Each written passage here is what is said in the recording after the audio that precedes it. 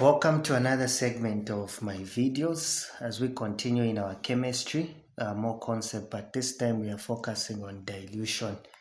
Possibly you may ask, what is dilution? Well, dilution, you can think of it where you have got a concentrated, juice, and what you do in order to reduce, a concentrated juice is simply by adding what we are calling as being water. And that water is what we simply call as being a solvent. So that's basically what we are calling as being dilution. So we can say that dilution is simply the process of adding more solvent to a solution in order to reduce the concentration. So we can simply say that dilution is the process of adding more solvent. So the process of adding more solvent to a solution. So the process of adding more solvent to a solution to reduce its concentration. So that's the idea of dilution. So adding more solvent to a solution to reduce its concentration. That's what we simply call as being dilution. Now, of course, you need to remember that after dilution, the volume of the solution will generally increase, whereas the concentration will decrease. So we can simply say that maybe I can simply say that after dilution,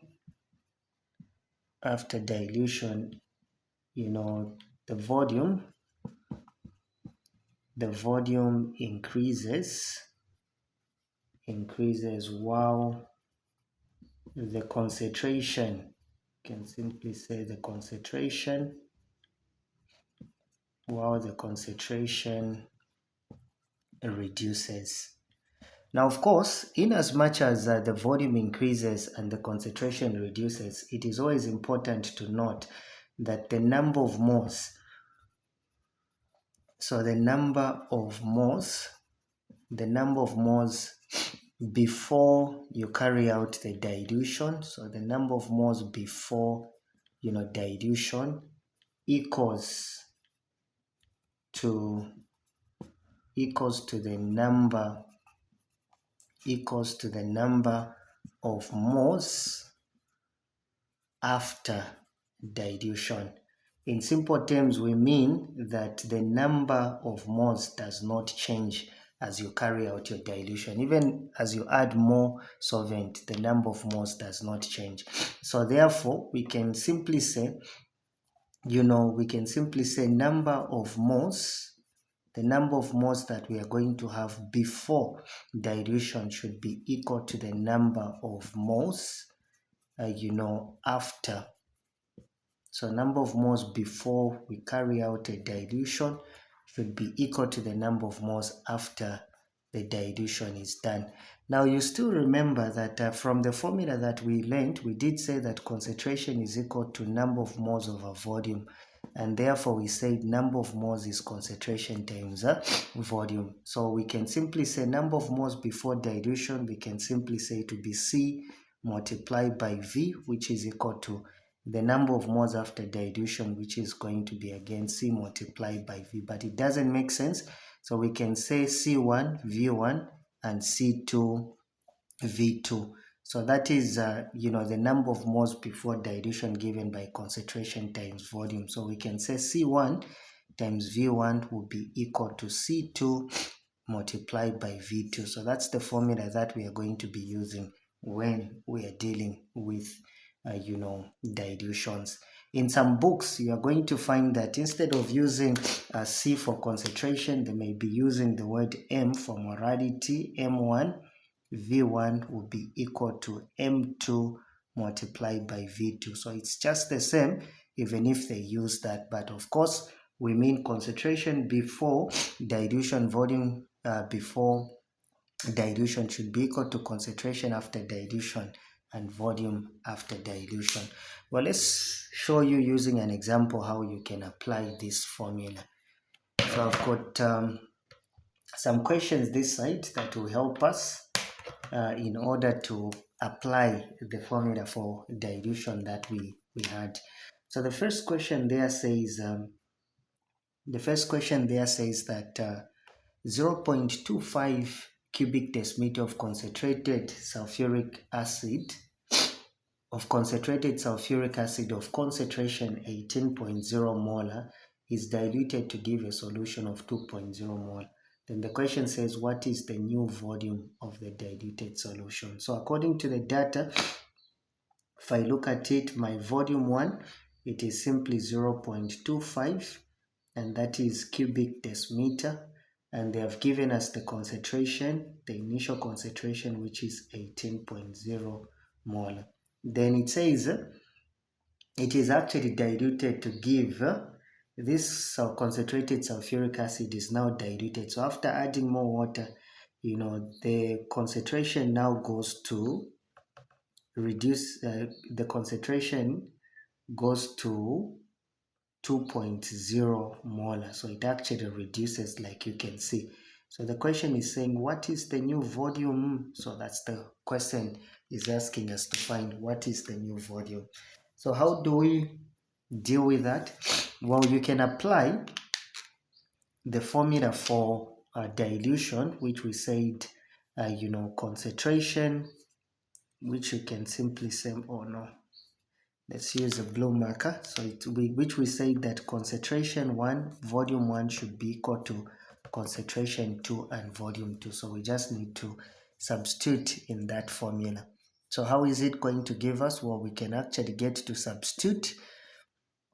And when we substitute, my concentration 1 is simply 18.0 multiplied by my volume, which is 0.25, which should be equal to my concentration 2, which is 2.0 multiplied by my volume 2, which we do not know. To find V2, I'll divide 2.0. What I do this side, I'll do it the other side. So this and that will cancel. My V2 will be equal to, applying your calculator, you can use your calculator, 18.0 times 0.25.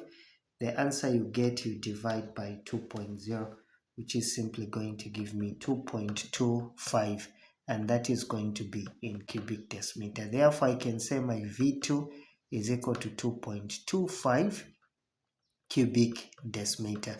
So that is our new volume that we are going to have. All right, let's try to look at another concept in question number 2 there. Let's try to look at another concept in question number 2. So question number 2 there says that what volume of water must be added to. So they want us to know what volume of water must be added to 30 cubic centimeter of 2 molar concentrated sulfuric acid. So they have given us the initial volume, which is equal to 30 cubic centimeter. When you're dealing with dilution, there's no need of you converting to cubic decimeter. It's okay, because our volume will still be in cubic decimeter. Then the concentration one that we have is equal to 2 molar. Then it says to produce, so we want to produce 0.2 molar solution. So meaning after dilution, our concentration 2 reduces to 0.2 molar. So what volume should we add in order to reduce the concentration to that? So that we want to find the volume we need to add. So the first thing, we need to find what our V2 is there. So we need to find what our V2 is there. So after finding our V2, then we'll be able to know the amount of volume of water that must be added.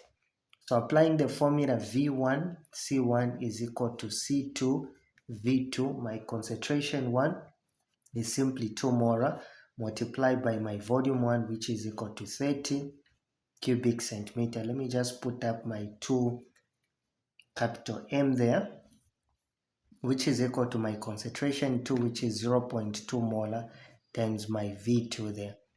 To find V2, I'll divide 0.2 molar. What I do this side, I'll also do it the other side. So this and that will cancel. My V2 will be equal to, you can apply your calculator there, 2 times 30. The answer you get, you divide by 0.2. Yeah, so if you notice, this molar and that molar will cancel. So this times that will definitely give you 30 divided by 0.2, and that will still be in cubic centimeter. So my V2 will be equal to this guy into that, will simply give me 300 cubic centimeter. So after dilution, the volume came to 300 cubic centimeter. Now remember, the question says what volume of water must be added. So what volume did we add from 30 for it to come to 300? What volume did we add? So we can simply say that the water added will be equal to, you get the total volume. In simple terms, you get your V2, you subtract your initial volume. So it will be 300 minus 30, which is going to give me 270 cubic centimeter. So let me just write it here. Our final answer that we are getting is 270 cubic centimeter. So that was the volume that was actually added for water. Well, thank you so much, and see you in my next video as I now discuss how to calculate neutralization reaction involving acid bases. So that's what we are going to look at.